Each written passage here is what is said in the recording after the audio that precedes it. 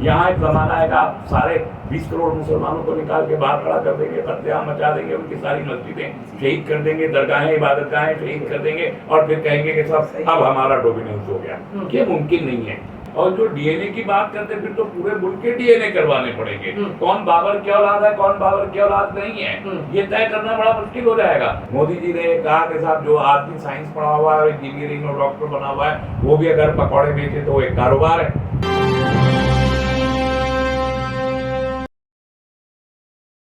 Supreme court of India का बाबरी मस्जिद के मामले में जो वर्डिक्ट आया, उसमें जो मैं उसको समझा और अक्सर लोगों ने उस पर बहुत से क्रिटिसिज्म भी आए हैं, जो लीगल ह्यूमनरीज के क्रिटिसिज्म भी आए हैं।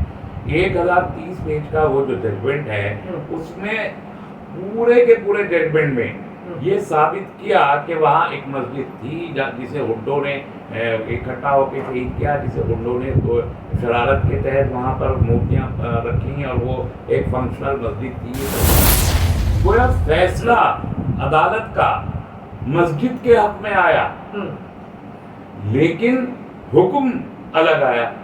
फैसला मस्जिद के हक में और हुक्म ये कि मंदिर बनेगा।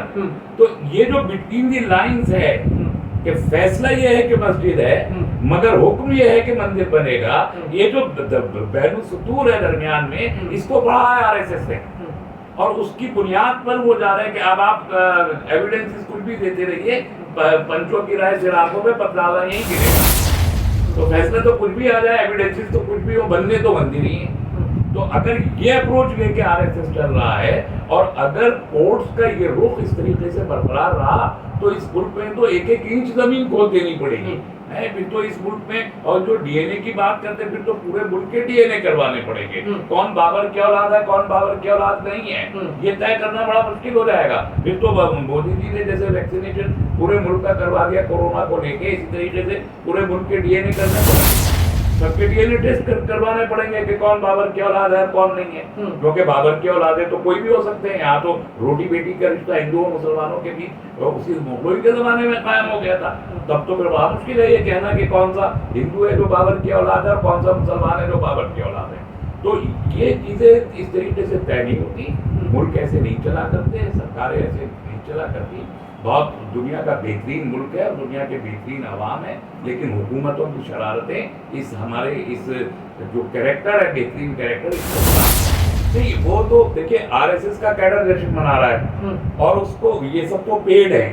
ये ज्यादातर इन्होंने तो एक नया कारोबार शुरू कर दिया है। जब से मोदी जी ने कहा कि साहब जो आदमी साइंस पढ़ा हुआ है, इंजीनियरिंग और डॉक्टर बना हुआ है, वो भी अगर पकौड़े बेचे तो एक कारोबार है। तो हर चीज एक कारोबार है। तो आरएसएस का जो कैडर है, जिसे मैंने कहा कि राइट विंग रेडिकलाइज कैडर है, वो मिलिटेंट कैडर है, उसको मिलिटेंसी के लिए आरएसएस ने चंद लाख लोग भी अगर पूरे मुल्क में इस किस्म के हों तो मुल्क में उत्पाद हो जा सकते हैं। और ये जो जश्न मनाने वाले लोग हैं, ये उसी किस्म के लोग हैं। देखिए सारे हिंदू नहीं है।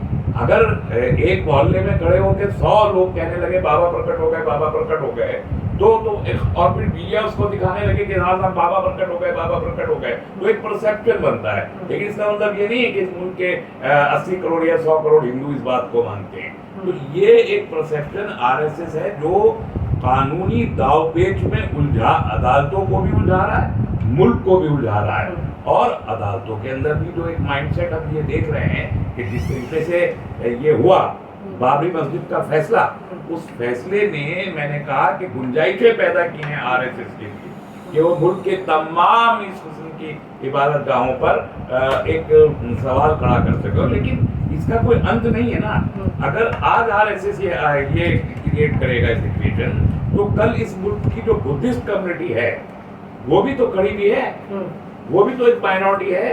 उसके तो यहाँ लाखों मंदिरों को या तो तोड़ दिया गया है या मंदिरों में कन्वर्ट कर दिया गया है। लाखों मंदिर हैं जो जिनको बुद्ध विहार कहते हैं, उन लाखों बुद्ध विहारों को या तो शहीद कर दिया गया है या मंदिरों में कन्वर्ट किया गया है। इस मुल्क के जो सबसे बड़े मंदिर आज कहलाए जाते हैं वो तो बुद्ध विहार ही रहे हैं एक जमाने में। और लाखों बुद्धिस्ट का कत्लेआम यहाँ 1500 साल पहले किया गया है। वो एक तारीख है जिसे झुटलाया नहीं जा सकता। आज अगर बुद्धिज्म के लोग आके खड़े हो जाएं और वो कहेंगे साहब हमारे मंदिर वापस करो, आप जाइए जगह जगह आप देखिए, आपको शिव जी की, शंकर जी की और इस किस्म के हमारे जो हिंदू देवी देवताएं हैं उनकी मूर्तियां निस्बतन कम मिलेंगी। और आप देखेंगे बुद्ध जी की जो प्रतिमाएं हैं सारे हिंदुस्तान में कहीं भी चले जाइए, किसी म्यूजियम में चले जाइए, बुद्ध महात्मा बुद्ध की प्रतिमाएं जगह जगह आपको मिलेंगी। तो ऐसा कैसे है कि महात्मा बुद्ध की प्रतिमाएं तो पूरे मुल्क के हर म्यूजियम में हर कोने में दिखाई देती हैं, लेकिन जो इस मुल्क की मेजॉरिटी कम्युनिटी कहलाई जाती है हिंदू कम्युनिटी, उसके देवी देवताओं की प्रतिमाएं उतनी ज्यादा तादाद में नहीं मिलती।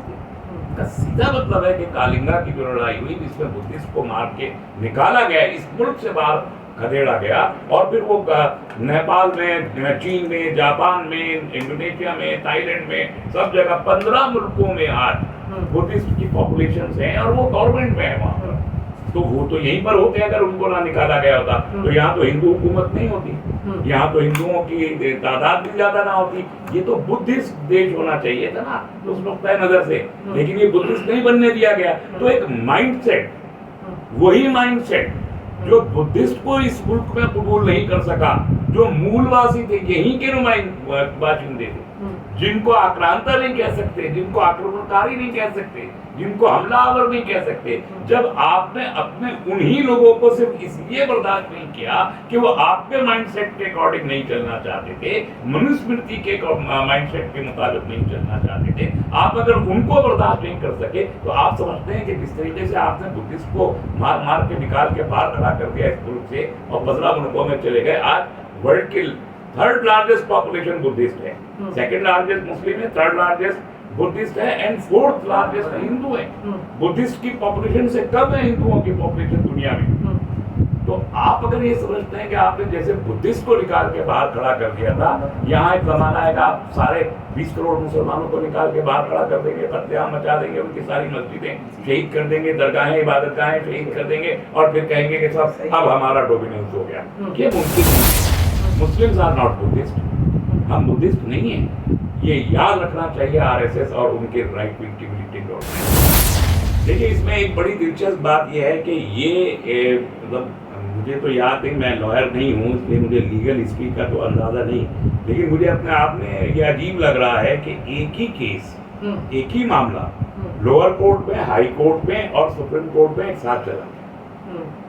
तो कहीं ना कहीं मुझे ये कोशिश लगती है कि इस मामले को बाबरी मस्जिद जैसे 25 साल चला था, उसको 25 साल चलाने में एक साथ तीनों कोर्ट में प्रोसीड करके ये 2-2.5 साल के अंदर अंदर इसे कंप्लीट करना चाहते हैं। और शायद 2024 तक जो वादा है आरएसएस का, विश्व हिंदू परिषद का, कि हम राम मंदिर को मुकम्मल कर देंगे, वो अपनी तकमील तक पहुंचने वाला नहीं है। ऐसा शुबा है कि शायद 2024 तक राम मंदिर की तकमील होने वाली नहीं है।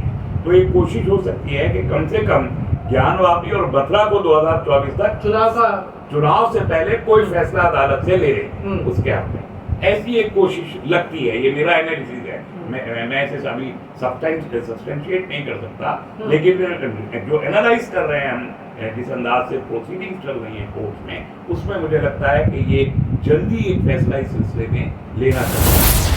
देखिए सारा सियासी मूवमेंट है, इसमें तो कोई दो राय नहीं ना। एल.के. अडवाणी ने जस्टिस लिब्रान कमीशन में अपनी गवाही के दौरान बहुत साफ कहा कि राम मंदिर का मूवमेंट आस्था का मूवमेंट नहीं है, हमारी राजनीति का मूवमेंट है। ये रिपोर्टेड है, अखबार में मौजूद है।